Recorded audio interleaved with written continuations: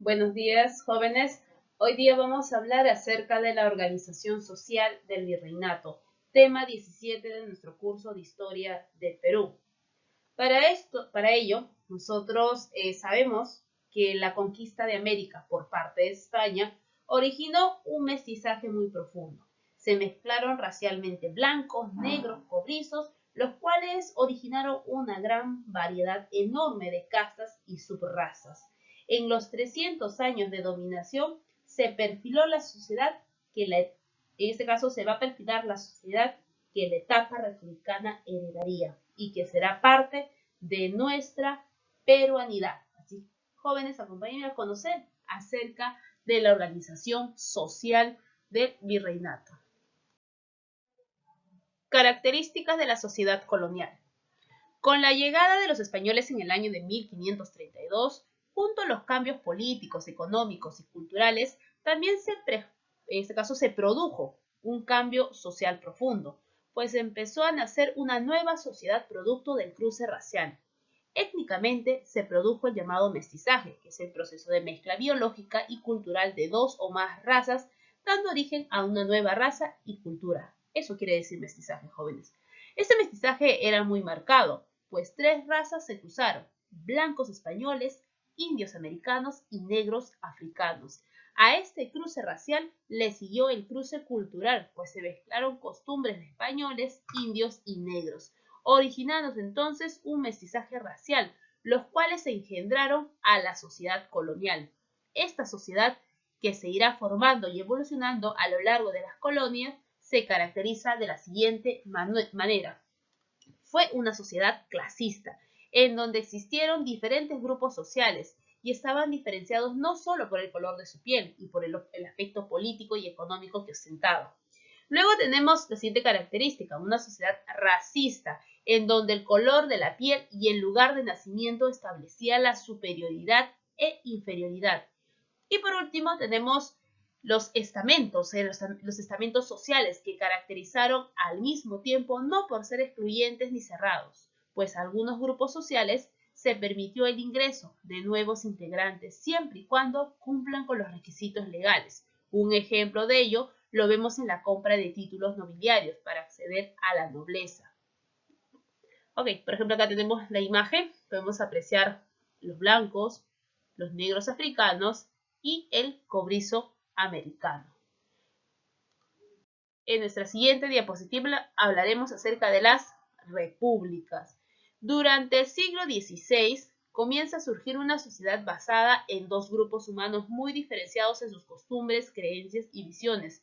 Eran los llamados españoles conquistadores, y a estos españoles conquistadores se llamaban República de Españoles. ¿Y quiénes más? Y los indios conquistados, quienes eran llamados la República de Indios. En este caso, gobernarlos por igual a ambos grupos era totalmente imposible.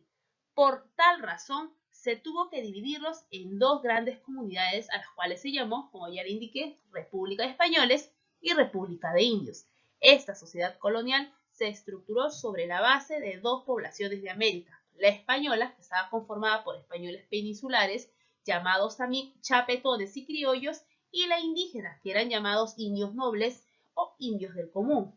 Eran considerados diferentes en sus características y costumbres, pero estaban sometidos igualmente a la autoridad espiritual de la Iglesia Católica y a la autoridad política de la corona.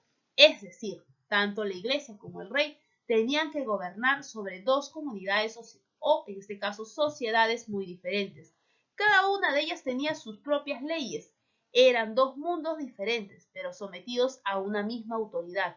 Esta separación de dos repúblicas surge a raíz de que los indios fueron considerados menores de edad y necesitaban ser adoctrinados y culturizados. Por lo tanto, su trato debía ser diferente a los españoles afincados en estas tierras. Esta división de la sociedad colonial se comenzó a establecer a partir del gobierno del virrey Toledo, quien estableció las famosas reducciones o pueblos de indios, rompiendo los moldes prehispánicos e imponiendo nuevas estructuras coloniales. A partir del siglo XVII, con la llegada de los Borbones al poder, esta diferencia de sociedades se ve acortado y desaparece lentamente, pues habían surgido nuevos grupos raciales o castas que se integraban a la doble sociedad, mestizos y los llamados también criollos, desplazando poco a poco esta forma de dividir la sociedad colonial.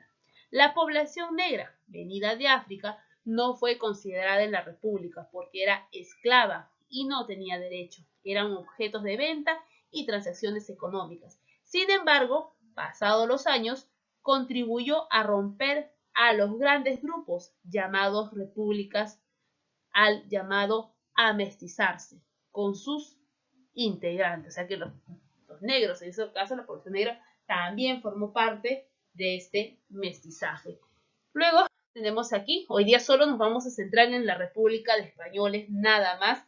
Esta República de Españoles estuvo conformado, ya sabemos, por los peninsulares que llegaron al Perú durante el proceso de la conquista y por sus descendientes directos nacidos en la tierra americana. Esta República de Españoles se divide en los chapetones o peninsulares, son los que habían nacido en España, y luego aquí tenemos por ejemplo la imagen de estos chapetones o peninsulares, y también esta República de Españoles se dividió más adelante también en criollos, que eran españoles que habían nacido, como ya lo indiqué hace un momento, en América, ¿cierto? Ahí tenemos la imagen. Fueron muchos los españoles que llegaron a las Indias, con la ilusión de obtener fama y fortuna. Se calcula que fueron alrededor de 220.000 españoles que habían llegado aquí a partir del siglo XVI. Podemos establecer hasta tres grupos claramente diferenciados. En primer lugar están los nobles peninsulares e indios, los burgueses que vivían en ciudades dedicadas a oficios comerciales e intelectuales, y por último los sectores bajos dedicados al negocio informal y ambulatorio. Llegaron hidalgos, nobles, que conformaron la primera clase social conocida como la nobleza auténtica, pero hombres del común. Estos hombres del común, su participación y valor en las luchas con los naturales y conquistas de estas tierras, obtuvieron cargos administrativos, encomiendas y títulos de nobleza, los llamados nobles indianos. Durante el siglo XVII y XVIII se hizo común la compra de cargos administrativos y títulos nobiliarios, sin importar si en este caso el comprador era idóneo para el cargo o no. La necesidad económica de la corona primaron por encima de las costumbres nobiliarias. Los llamados criollos ennoblecieron hacia su origen y trataron de equiparse a los nobles peninsulares. Para ello, estos criollos, quienes también se ennoblecieron comprando sus títulos, así su origen, ¿no? Para poder tener un origen más limpio, como ellos decían, o también el llamado blanqueamiento de su raza, estos criollos van a tratar de equipararse a los nobles peninsulares en alguna medida. El único cargo que nunca obtuvo un criollo fue el de virrey. El resto tuvo más de una vez a un español americano en su dirección. Otro grupo importante de esta república lo conformaron los profesionales, religiosos y medianos comerciantes, generalmente dedicados a la vida de las ciudades. Los profesionales fueron principalmente profesores de la universidad, además fueron también civiles, religiosos, que enseñaban en seminarios o colegios mayores. Los comerciantes eran dedicados al tráfico mercantil de los productos venidos de España y también se encargaban de la producción en la tierra. Por último, estaban los dedicados a los oficios menores, que eran de sastre, boticario, zapatero, panadero o diversos tipos de actividad. En este último grupo se encontraron muchos mestizos. Recuerda que los españoles se acentuaron en estas tierras, se diferenciaban por el linaje del cual descendían, por el poder económico o además por el vínculo con alguna familia noble española. Algunos compraron, como ya le indiqué, los títulos nobiliarios y de esa manera, como los criollos, y de esa manera se van a ennoblecer. Ennoblecerán sus orígenes y producirán el llamado blanquearán su raza. ¿Ya, muchachos? No se vayan a olvidar. Y un dato adicional también es que los españoles nacidos en América fueron denotados como inferiores a los españoles nacidos en la propia España, pues por el simple hecho de haber nacido en América, estaban impregnados de ese aire de inferioridad que tenía este continente en relación con Europa. durante gran parte de la colonia, en este caso de la colonia, no pudieron asumir cargos importantes dentro del gobierno colonial.